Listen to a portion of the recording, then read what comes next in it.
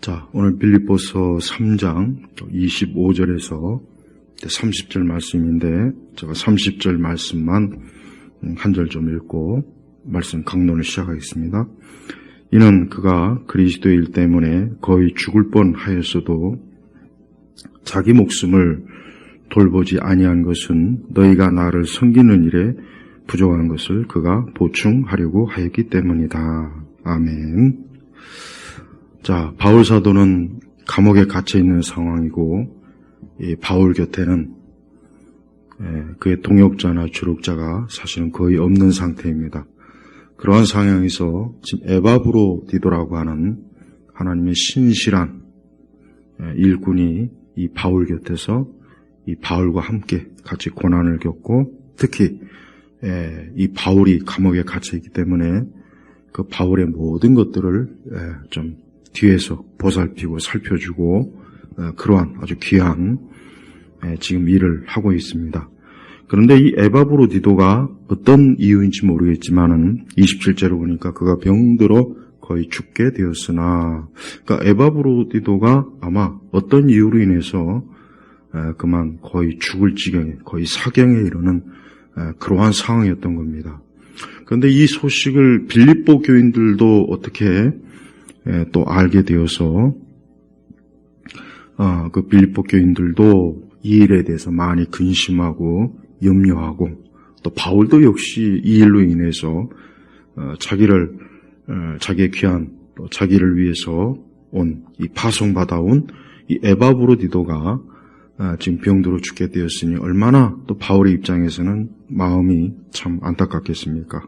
그런데 하나님께서는 신실한 하나님의 종을 그 죽음에 이르는 어떤 병에서 건져주시고, 그를 다시 이제 빌립보 교회로 이제 바울이 보내서 이제 빌립보 교인들도 에바브로디도가 다시 건강을 회복하고, 또 그가 다시 그 빌립보 교인들과 마주할 수 있게 되는 그런 기쁨을 곧 누리게 될 것이라는 것에 대해서 지금 바울은 감사하고 또 기뻐하고 있습니다. 자, 그렇습니다. 바울은 위대한 사역자입니다. 바울은 이미 신약교회 초기에 이미 사도들, 다른 그 예수님의 사도들이 있을 때, 또 그 바울 당대, 바울은 아주 극적인 회심, 극적으로 그리스도를 만나고 이제 주의 몸된 교회를 위해서 그 어떤 사도들보다 온 힘을 다해서 교회를 섬기고 복음을 전하는 그런 사역자입니다. 그래서 바울의 명성은 이미 바울의 명성은 대단했습니다. 그런데 바울은 자기가 명성이 있다고 해서, 자기가 유명하다고 해서, 자기가 능력이 많다고 해서 다른 동역자와 조력자를 무시하거나 깔보거나 막 그들의 형편과 사정이 어떻든 난 모르겠다 이렇게 하지 않았습니다. 여기서 바울의 인격이 드러납니다. 바울의 인격이 어떻습니까? 그는 자기와 함께한, 또 자기를 위해서 온 그 에바브로디도가 병이 들고 그랬을 때 굉장히 정말 자기 일처럼 여겨주면서 그 에바브로디를 위해서 분명히 많이 기도하고 또 하나님 앞에 나왔을 것입니다. 하나님께서는 이 에바브로디도가 주님을 섬기는 일에 온 힘을 다하고 정말 우리 주의 말씀대로 죽도록 충성하라는 그 말씀을 이 에바브로디도는 그대로 순종한 것을 하나님은 기뻐하셨고, 또 하나님께서는 그러한 에바브로디도를 앞으로 더 하나님의 사역을 하도록 그 생명을 하나님께서 연장시켜 주신 게 분명합니다. 그러나 중요한 것은 오늘 30절 말씀에 여기서 그는 에바브로디도입니다.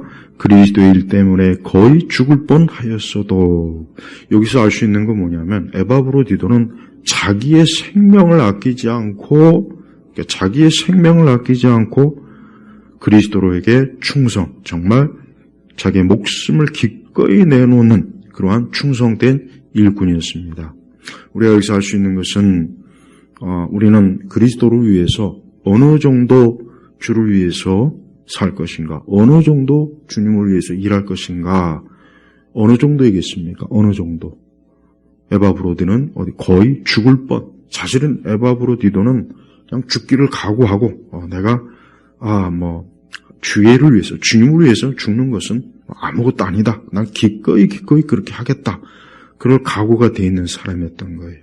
여기서 오늘 우리 시대 기독교의 모습을 한번 좀 대조해 볼 필요가 있습니다. 오늘날 우리 시대 교회, 하나님의 사람들, 하나님의 일꾼, 우리 모든 그리스도인이 과연 그리스도의 일 때문에 죽는 것을 결코 두려워하지 않고 기꺼이 할 수 있겠는가 하는 문제입니다. 왜 그렇습니까?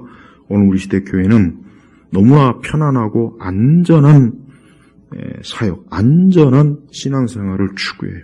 그러니까 조금 더 불편하거나 어렵거나 또 심지어 어떤 환난이나 고생이나 고난을 겪는 것을 조금 더 원하지 않아요. 이건 절대 심한 말이 아닙니다. 진짜 그렇습니다.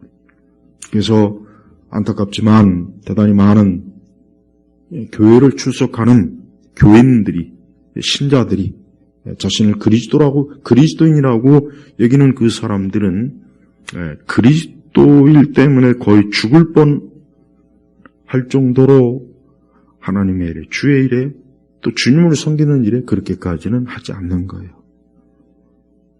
그러나 우리가 기독교 2000년 역사를 보면은 정말 그리스도 때문에 죽은 성도들이 얼마나 많습니까? 초대교회 때는 말할 것도 없고 전 기독교 역사 2000년을 쭉 둘러보면은 주를 위해서 순교하고 복음을 위해서 순교하고 그런 사람들이 부지기수입니다. 저 남태평양에 여러 섬들이 있죠. 거기에는 19세기까지 심지어는 20세기 중반까지도 식인종이 있었다는 기록이 있어요.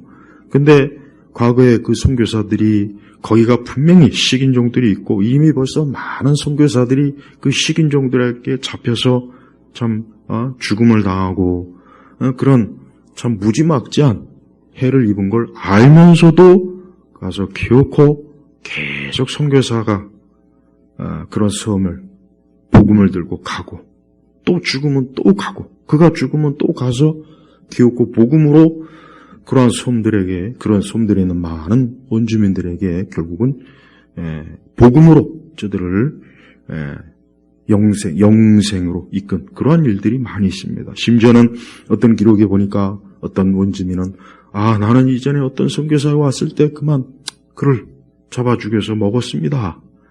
그런 일도 있습니다. 자, 그럼에도 불구하고 복음을 전하는 그 선교사들로 인해서 결국은 어때요? 많은 영혼들이 그 무지와 죄악과 마귀의 노예에 사로잡힌 그 식인 풍습을 가진 그들이 결국 예수님 믿고 교회를 세우고 이제는 그리스도인으로서 살아가는 것. 그게 다 뭡니까? 바로 그리스도를 위해서 기꺼이 죽는 것을 두려워하거나 아까워하지 않은 거예요.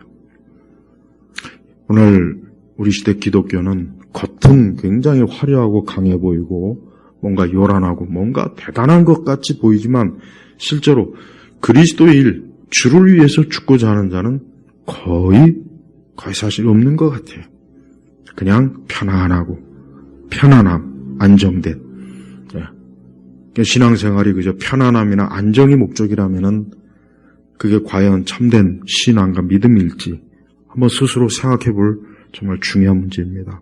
에바브로디도는 역시 그와 같은 자기의 목숨을 아끼지 아니하고 그리스도일 때문에 거의 죽을 뻔하였어도 자기 목숨을 돌보지 아니한 것은 그러니까 자기 목숨, 그러니까 자기의 생명을 전혀 개의치 않고 뭡니까? 너희가 나를 섬긴 일에 부족한 것을 그가 보충하려고 했기 때문이다. 그러니까 에바브로디도의 목적이 뭐냐? 그가 감옥에 갇혀 있는 그 바울을 섬기려고 한 거예요.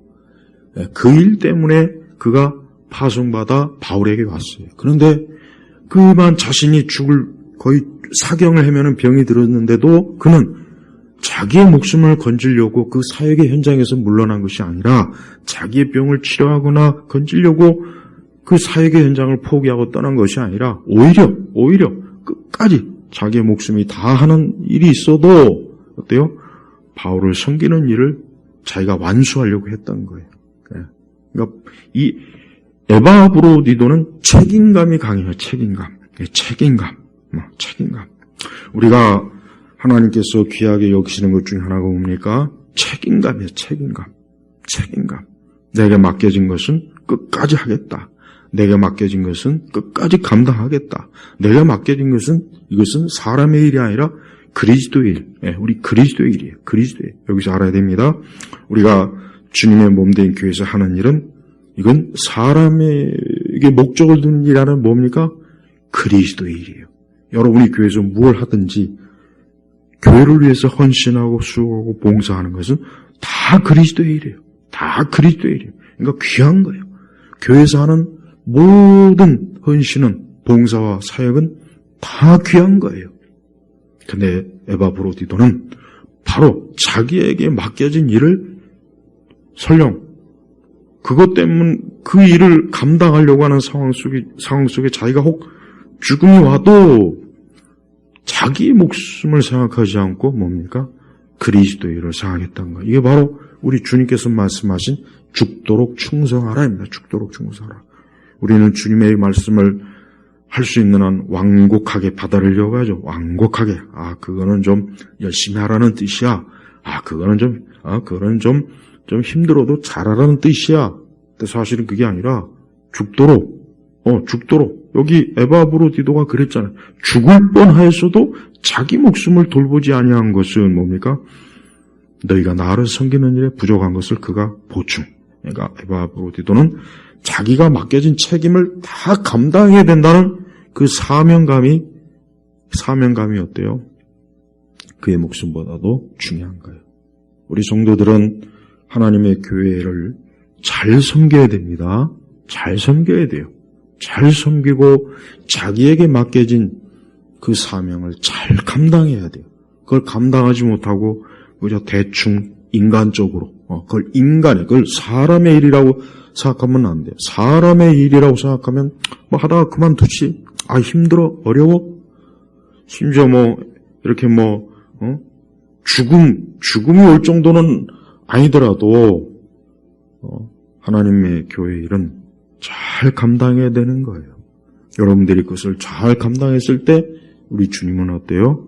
그 일에 칭찬하시고 그 일을 축복하시고 그에게 면류관을 주시는 거예요. 오늘 우리 시대는 확실히 과거의 성도들보다는 그런 헌신, 충성 그게 부족해요. 너무 부족합니다. 그냥 너무 부족해요. 그냥 편안한 걸 찾아요. 편안한 거. 그러니까 교회들도 보십시오. 어떻게 하면 편안하게 그냥 성도들이 편안하게 와서 예배 잘 드리고 편안하게 가는 그런 어떤 교회 구조, 시스템을 만들어 볼까. 거기에 온 힘을 다 기울이죠. 그런 상황 속에서 죽도록 충성하라 하는 제목을 가지고 설교해 봐야 글쎄 그게 과연 그들의 귀에 어떻게 들릴지. 우리는 그리스도의 말씀을 우리 마음대로 해석하고 우리 마음대로 적용해요. 내 식대로. 말씀을 있는 그대로 받아들이기보다는 그냥 그 말씀을 완곡하게, 최대한 완곡하게, 부담이 없을 정도로, 부담이 없게, 조금도 내게 부담이나 어려움이 없도록 그런 식으로 감하는, 그런 식으로 이해하는 거. 그것도 하나님의 말씀을 더하고 빼는 거나 마찬가지. 그런 죄를 짓는 거나 마찬가지입니다. 에바브로디도는 충성되었습니다. 어느 정도냐? 자기 목숨을 아끼지 않았어요. 27절에 보니까 그가 병들어 거의 죽게 되었으나 진짜 그러니까 에바브로디도는 곧 죽을 정도가 된 거예요. 거의 이제 곧 오죽하면 바울이 그가 병들어 거의 죽게 되었으나 바울이 이렇게까지 표현할 정도면 거의 죽은 거나 다를 바 없는 상태까지 갔는데 그래도 하나님께서 27절에 하나님께서 그를 긍휼히 여기시고 또한 나도 긍휼히 여기셔서 내가 근심을 갖지 않도록 하셨다. 이 말이 뭐겠습니까? 지금 바울이 감옥에 있습니다. 바울은 자기 자신이 감옥에 있는 거는 개의치 않고 바울도 역시 자기 목숨이나 자기 일신상에 그걸 개의치 않고 어때요? 그냥 교회, 오직 교회만 영려하는 거예요. 교회만. 노심초사 교회만을 위해서 기도하고 교회만을 위해서 지금 생각하는 그것만 해도 큰 근심인데 가까운 이 동역자의 조력자인 에바브로디도가 이렇게 병들어 죽게 됐으니 얼마나 근심이 컸겠어요. 그런데 하나님께서 그래요. 우리 주께서 궁일이 여기시고, 에바브로디도도 궁일이 여기시고, 바울도 궁일이 여기셔갖고 어때요? 근심을 갖지 않도록 하셨다.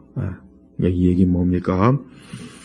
바울이 지금 교회를 위한 염려와 근심, 자기 자신이 감옥에 갇혀 있는 상황, 그것만 해도 큰데 거기다 만약에 에바브로디도까지 만약에 병으로 죽게 되면 얼마나 바울이 더 힘들고 근심하겠어요.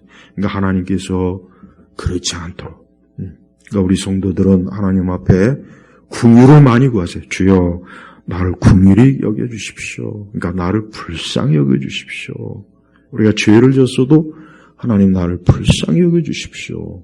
우리의 형편과 사정이 좀 나쁘면 주여 나를 불쌍히 여겨주십시오. 나를 긍휼히 여겨주십시오. 그런 기도를 꼭 하십시오. 하나님 앞에 기도할 때 뭐 기도할 말이 떠오르지 않거나 정말 기도가 안 나올 때, 힘들고 어려울 때 있어요. 살다 보면. 그럴 때 어떻게 해야 되냐면 주여 나를 긍휼히 여겨주십시오. 병이 들었어도 나를 긍휼히 여겨주시옵소서. 내가 사업이 어려워도 나를 긍휼히 여겨주십시오. 내 개인적으로 큰 어려움과 시련이 왔을 때, 환난이 왔을 때도 주여 나를 긍휼히 불쌍히 여겨주십시오. 주여 내 형편을 좀 하나님, 내 형편을 주님이 아시니 나를 불쌍히 여겨주십시오. 그렇게 기도해요. 집에 어려움이 있으면 역시 그걸 놓고도 하나님 불쌍히 긍휼히 여겨주십시오. 자녀들에게 어려움이 있으면 역시 그거 가지고도 주 앞에. 사람은 이렇게 하나님께 불쌍히 여김을 받고 긍휼히 여김을 받는 거, 이게 축복이에요. 이게 축복입니다. 벌써 바울도 그렇고 에바브로디도 어때요?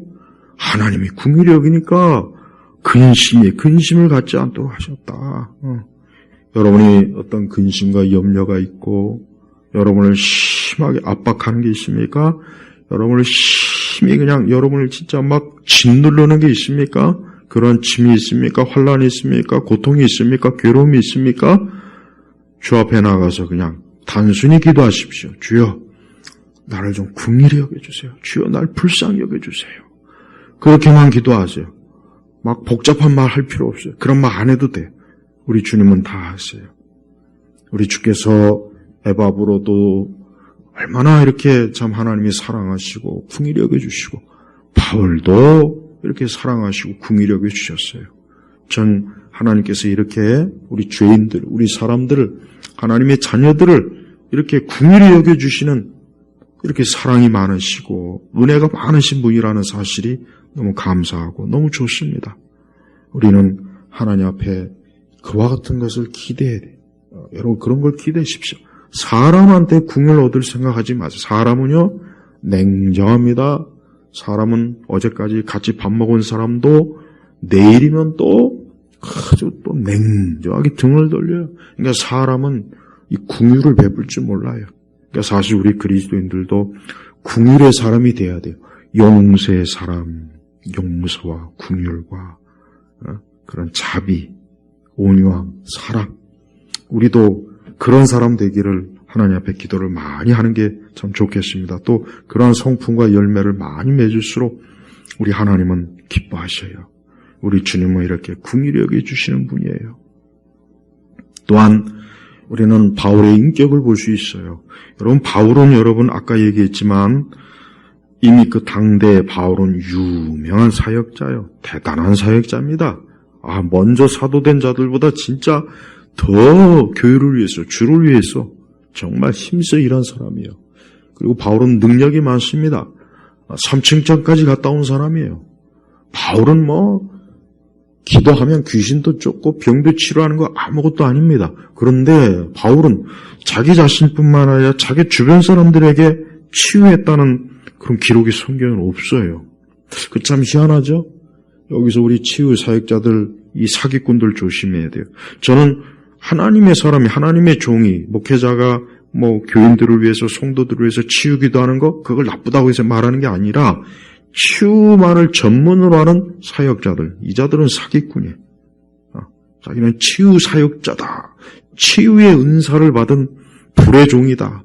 치유를 위해서 무슨 집회한다는 등, 기도는, 그거 잘못된 거예요. 만약에 바울 같은 사람이 그랬으면 예수님보다 더 많은, 그 당시에 병원이 있습니까? 제대로 된 의학 뭐가 있겠습니까? 바울이 만약에 오늘날 저 사이비 가짜 치유 사역자들처럼 오늘 병 고침에 사역하겠습니다. 가지고 저 예루살렘에서, 로마의 광장에서, 아테네 광장에서 했더라면 아마 수십만 명이 몰렸을 거예요. 그 당시 질병에 걸린 사람이 얼마나 많습니까? 예수님의 복음서에도 보면 각색 질병, 귀신들 너무 많았어요. 근데 바울은 그런 짓을 하지 않았어요. 여기서 그런 짓. 지금 우리 시대 이 치유 사역자들, 이 사기꾼들 때문에 아주 문제예요. 이 자들이 보면 그 유튜브나 이런 데 기도원에서 이렇게 하는 거 보면 아주 더럽고 역겨운 짓을 해요. 치유의 은사와 능력도 없는 것들이 어디 가서 보고 주워들은 것 가지고 앞에서 쇼를 하고 자기가 무슨 대단한 치유 사역자이냐. 그건 사기꾼들이에요. 그런 치유 사역자들이 진짜 치유 은사 받았습니까? 예수님이 하신 사역을 합니까? 죽은 자를 살립니까? 문둥병자를 낫습니까? 코로나를 낫게 합니까? 못하잖아요. 그런 거 한 사람 나 들어보지도 못했어요. 근데도 무슨 치유사역. 그 치유사역에 빠져있는 사람들도 똑같은 사람이에요. 좀 말씀과 기도로 주님을 섬길 생각은 안 하고, 여기 에바브로디도나 바울사도 보십시오. 어디 치유 집회 했나? 바울은 분명히 에바브도를 위해서 기도했을 겁니다. 그러나 오늘날 치유 사역자들이 한 건의 사기짓은 하지 않았어요. 오늘 우리 시대는 사이비 가짜 목사들이 너무 많아요. 치유, 은사, 성령운동, 방언운동, 환상, 예언, 입신 이런 거로 그냥 사람들의 그 약한 마음을, 종교적 약한 심리를 건드려 갖고 속여먹는 거예요. 그러니까 이 사이비, 그런 자들은 이 다음에 주님 앞에 가면 나는 너를 모른다. 그 앞에 가서 아무리 나는 귀신도 쫓고 병도 고쳤습니다. 그러나 주님은 나는 너를 모른다. 바울은 복음을 전하는 일에 힘썼어요. 바울은 치유사에 가는 데 힘쓴 게 아니라 귀신 쫓는 데 힘쓴 게 아니라 복음을 전하는 데 힘썼다고요. 복음, 예수 그리스도의 복음, 인간의 영원한 죄와 사망에서 건지는 유일한 그리스도의 피, 십자가, 그분의 구속, 대속, 그분이 우리를 대신해서 죄값을 치르신 그 복음을 전하는 일에 열심히 했다고요. 근데 우리 한국교회 안에는 정말 이 은사 사역자들 보면 거의 다 사기꾼들이라는 게 저는 제 눈에 딱 보입니다. 저는 사기다. 이 기도원, 특히 기도원이나 이런 데 보면은 너무 아주 구역질 나는 사역을 많이 해요. 특히 여자들 모여가지고 막 춤추고 노래하고 그게 정상입니까? 그게 정상이에요. 기도원 찾아가는 여성분들 정신 좀 차려요. 어디 거기 가서 그냥 춤추고 노래하고 이상한 몸짓을 하고 성령춤을 추고 몸을 비비꼬고 그거 부끄럽지도 않습니까? 그게 어떻게 하나님의 성령의 역사입니까? 성령님은 거룩한 고상한 영이에요. 존귀하신 분이에요. 그런 쌍스럽고 더럽고 야만적이고 비상하는 그런 짓을 어떻게 성령이 하셔요? 하여튼 치유 사역한다는 이 사기꾼들 절대 조심해. 무슨 병 고쳐준다, 무슨 귀신 쫓아준다, 무슨 성령 받게 한다, 방언 받게 한다, 은사 받게 한다. 그 사람들 다 실제로 그런 능력도 그런 은사도 없어요. 그냥 여기저기 떠돌아다니면서 보고 들은 거 흉내내는 겁니다. 떠돌이 약장수하고 똑같은 자들이에요. 그런 자들 그런 자들에게 제발 속지 말라고요. 바울이나 디모데나 다른 사도들도 마찬가지예요. 여러분 복음서 이후에 사도행전부터 해가지고 서신서를 쭉 보십시오. 말씀이 주 내용이에요. 말씀이. 귀신 쫓는 거 얼마 없어요. 그 내용 별로 없습니다. 복음이 주예요. 복음. 그러니까 제발 정상적인 기독교 사역은 복음의 사역이에요. 예수 그리스도가 드러나야 돼요. 그리스도가 없는 다른 말을 하면 안 돼요. 무슨 정의니 평안이 무슨 뭐죠? 평등이니 뭐죠? 그것도 그러니까 교회 안에 다른 가르침, 다른 복음 전하는 자들이 많아요. 정치적, 이 좌파 목사들이 그거 잘하죠. 선동 잘하죠. 이 자들도 사기꾼이에요. 뭐 사회 평화가 어떻든도. 그러면서 저들은 공산주의나 주사파, 이 종북, 이 정치적 좌파들이 하는 저 선동, 광우병, 온갖 사기 많이 쳤잖아요. 우리 한국 사회 보십시오. 최근에 저 이태원 사태 갖고도 또 사기치죠. 그런 자들을 지지하는 목사, 신자들은 부끄러운 줄 알아야 돼요. 아니 그 사람들은 성령이 없는 사람이라고 생각해요. 어떻게 성령, 거룩한 성령, 지혜의 영, 하나님의 영이 있는 사람들이 그런 사악하기 짝이 없는 자들을 지지하고 정치적으로 그들과 함께하는 건 이해가 할 수 없어요. 불신자보다 못해요. 불신자. 불신자들도 그거 잘 알아채는데. 바울은 하나님의 사람입니다. 에바브로디도도 하나님의 사람입니다. 이 사람들은 예수 그리스도 외에 주의 일 외에는 다른 데 관심이 없어요. 복음을 전하는 것만이 죽어가는 인생, 멸망해가는 인생, 타락한 인생, 그들을 건지는 유일한 하나님의 길이라는 것, 하나님의 선물이라는 것, 하나님의 은혜라는 걸 부지런히 증거한 거예요. 바울은 자신의 동역자를 이렇게 소중하게 여기고 그 동역자를 위해서 기도하고 또 빌립보 교인들은 그런 동역자를 또 잘 섬기는 거예요. 그래서 바울은 자기 자신도 그렇지만 29절에 보니까 너희는 주님 안에서 모든 기쁨으로 그를 영접하고 이런 이들을 귀하게 여겨라. 여기서 이런 이들이 누굽니까? 에바브로디도예요. 이 사람이 누굽니까? 죽기를 두려워하지 않고 하나님의 교회 주의 일에 충성된 사람들이에요.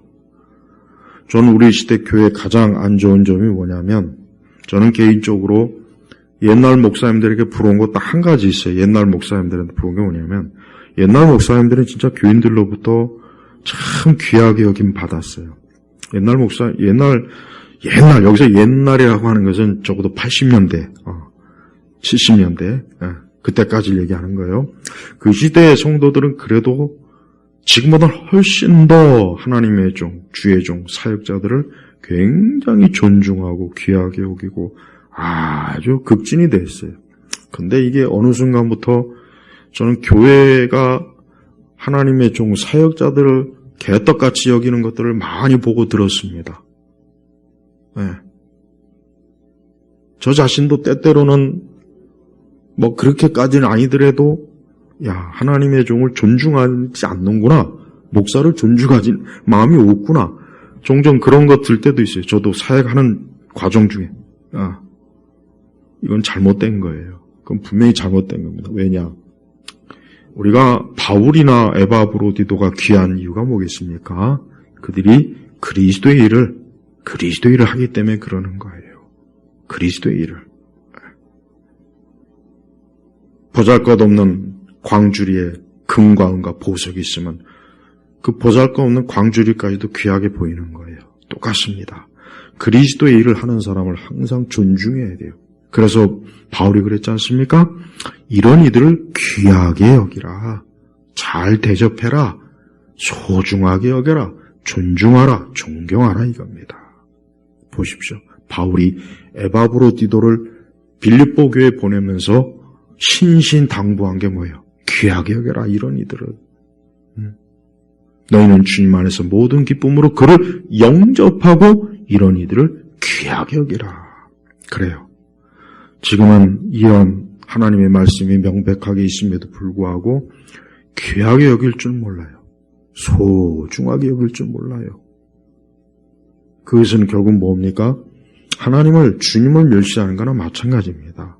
에바브로디도를 빌립보 교인들이 귀하게 여기지 않으면 그건 뭐예요? 그리스도의 사신, 그리스도의 종, 하나님의 종을 멸시하는 것은 주를 멸시하는 거나 다를 바가 없습니다. 예.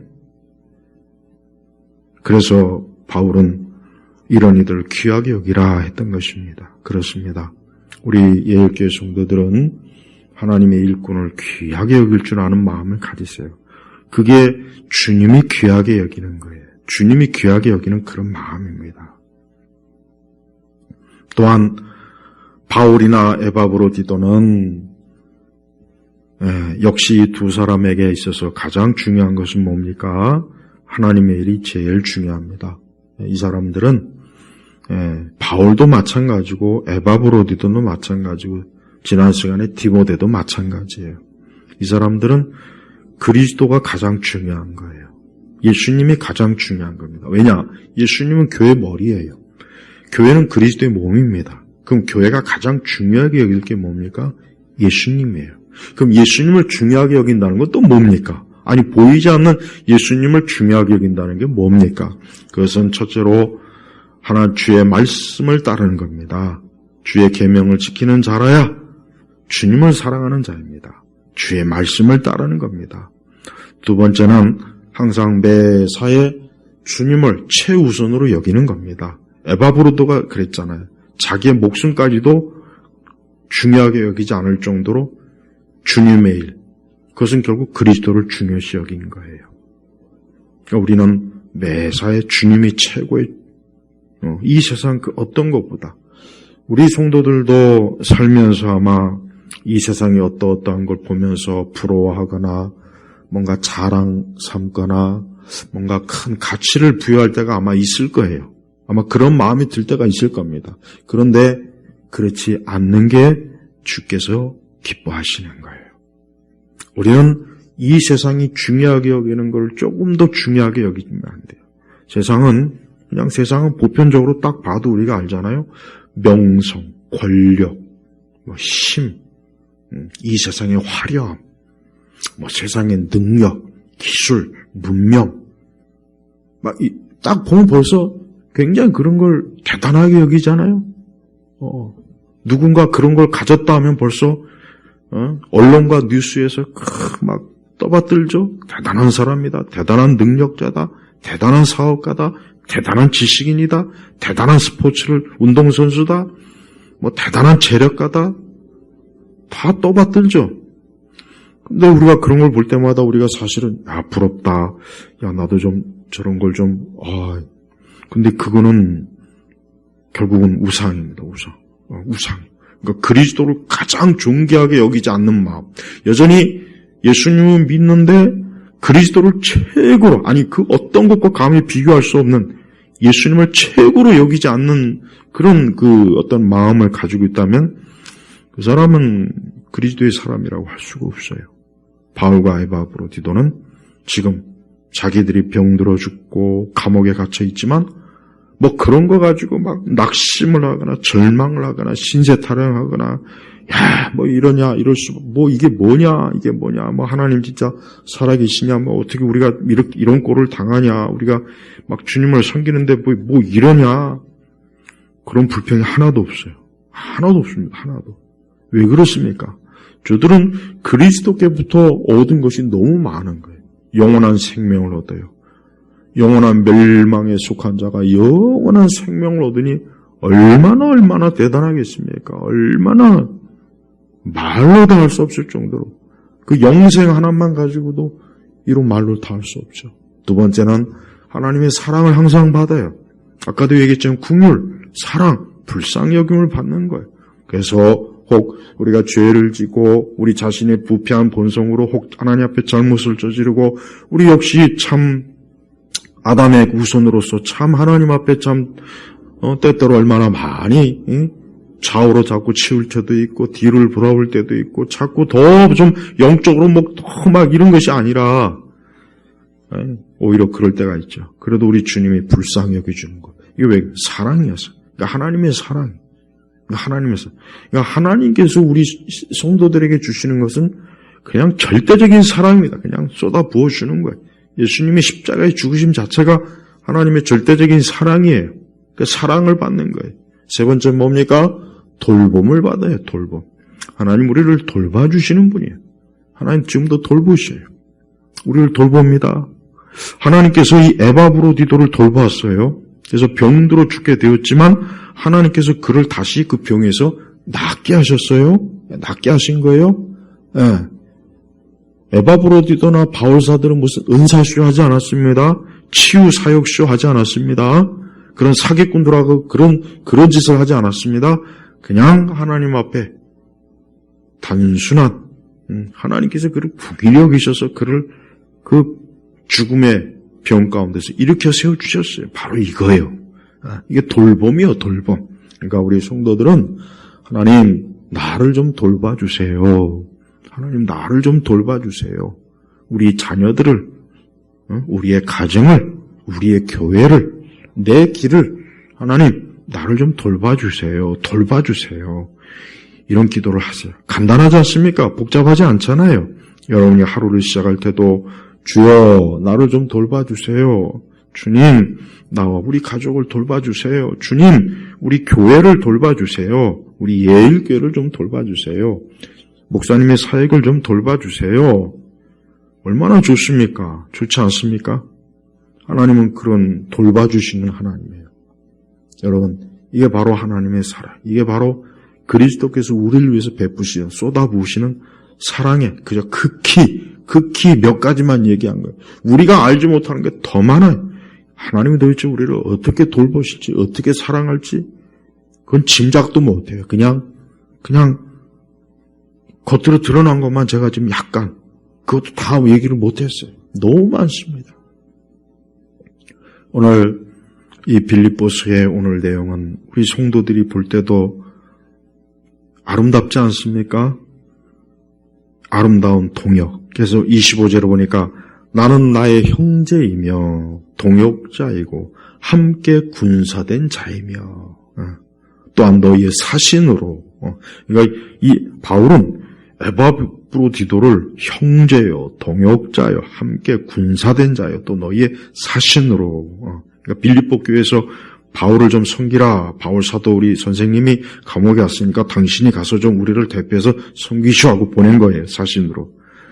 그러니까 이 에바브로디도가 얼마나 참 귀한 사람이죠. 근데 이런 사람이 병들어 죽게 되었으니 바울의 마음이 얼마나 안타깝겠습니까?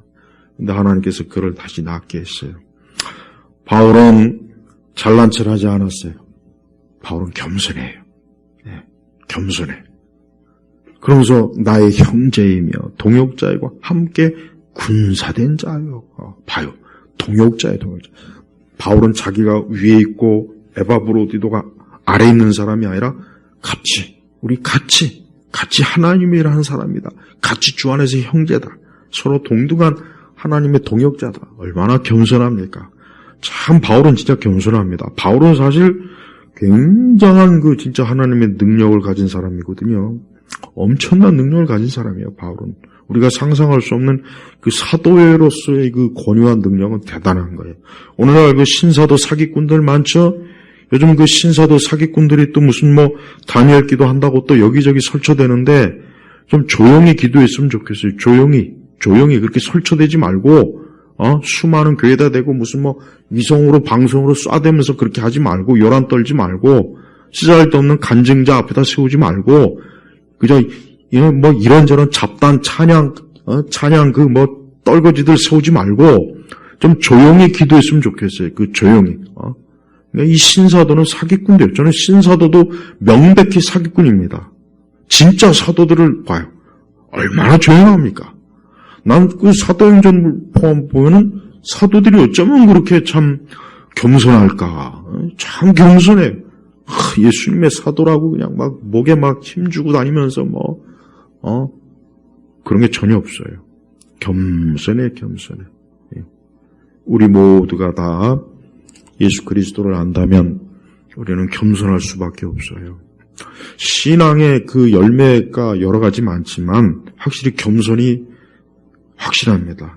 겸손하지 못한 건 확실히 신앙의 열매가 거의 없다고 보면 빈 쭉정이 아닐까 그렇게 생각이 들어요.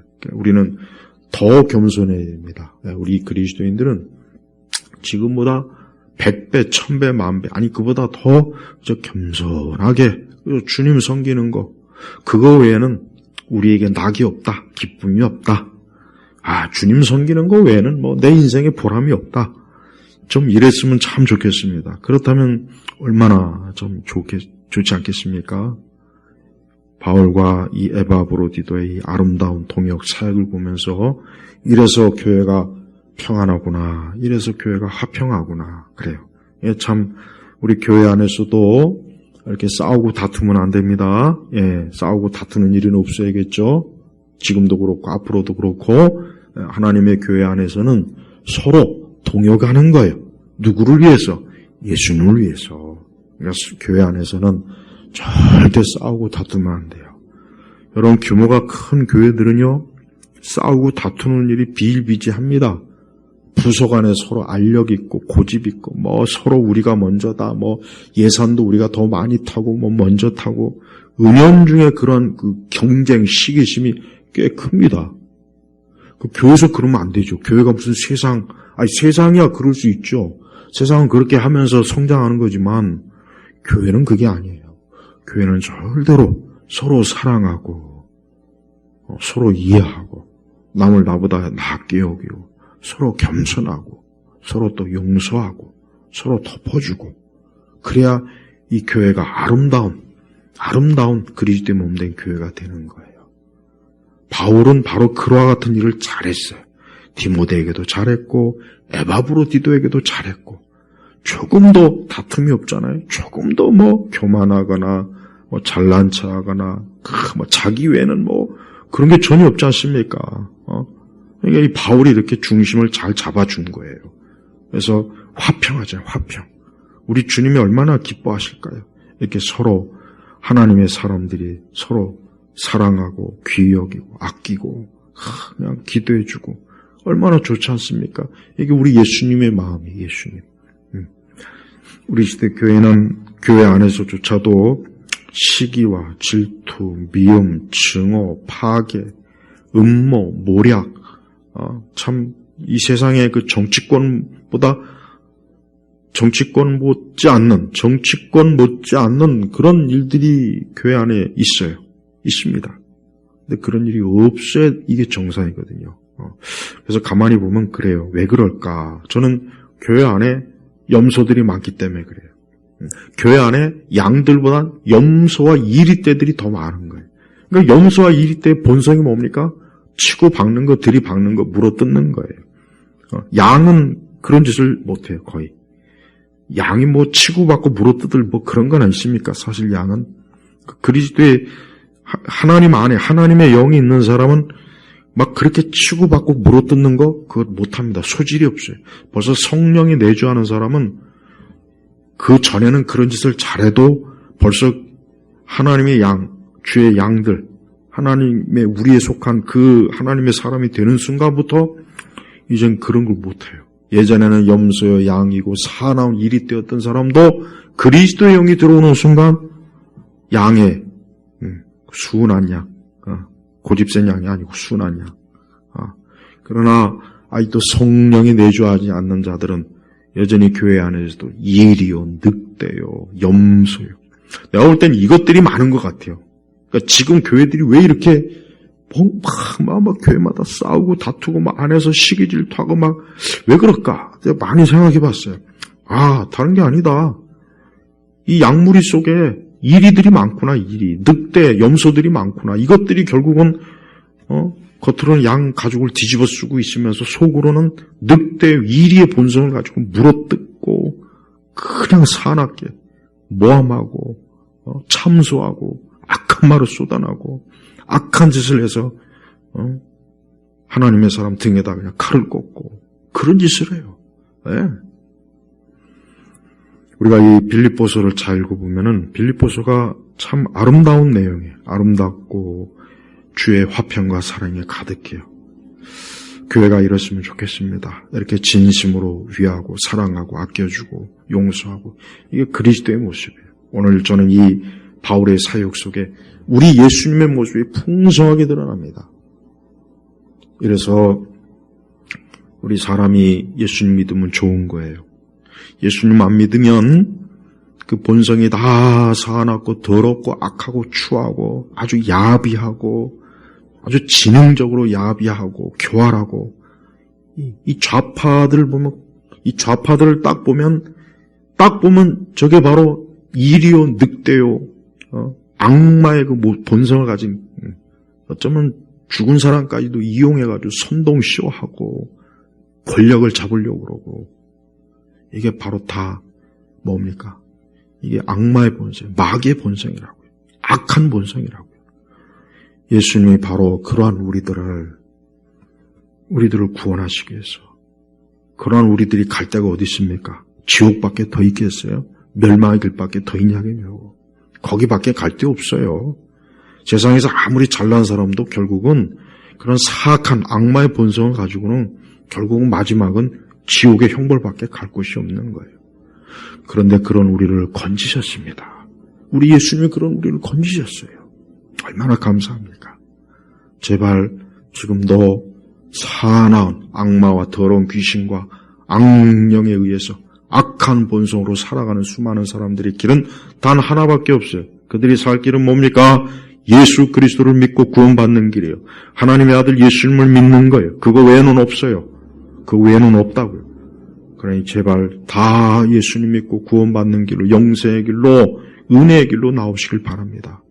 오늘 말씀을 들은 모든 분들이 다 예수님 믿고, 다 하나님의 성령에 의해서 예수님 믿고 구원받고, 이젠 그 더럽고 사악하고 악한 그 늑대와 이리와 염소의 그 더러운 것들을 벗어버리고 선하신 목자 우리 예수님을 닮은 그러한 온전한 사람이 되길 주의 이름으로 축복합니다. 기도하겠습니다. 아버지 하나님 감사합니다. 오늘 말씀을 통해서 우리 모두가 다 그리스도인이 충만해서 사랑과 은혜와 용서와 돌봄과 자비가 풍성한 그러한 인생을 살 수 있도록 우리 모두를 이끌어 주옵소서. 감사하며 우리 주 예수 그리스도의 이름으로 기도 올렸습니다. 아멘.